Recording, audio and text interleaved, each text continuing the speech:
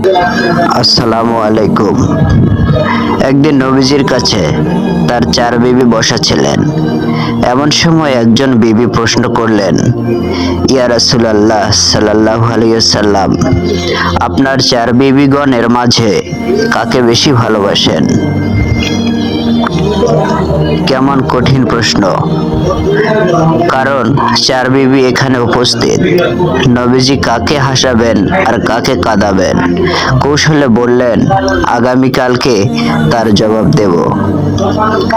অতঃপর নবীজি সাল্লাল্লাহু আলাইহি ওয়াসাল্লাম তার কুমারী স্ত্রী আয়েশার ঘরে প্রবেশ করলেন এবং 2টি খেজুর দিলেন আর বললেন, আয়েশা, এই খেজুরের কথা কাউকে বলবে না।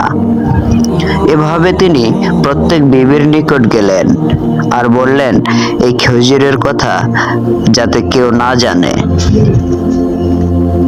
অতঃপর পরের দিন সকল বিবিগণ একত্রিত হলেন আর বললেন, হুজুর, জবাব দেন, আপনি কোন স্ত্রীকে বেশি ভালোবাসেন? নবীজি উত্তরে বললেন, গত রজনীতে যাকে আমি 2টি খেজুর দিয়েছিলাম তাকে আমি সবচেয়ে বেশি ভালোবাসি।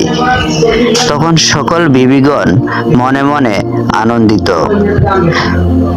নবীজি মুচকি হাসলেন, কারণ নবীজি তো সকলকেই খেজুর দিয়েছিলেন, কিন্তু একজনেরটা অন্যজন জানে না। অতএব নবীজির ভালোবাসা সকলের উপর সমানভাবে চলে গেল, কেউ নারাজ হয়নি।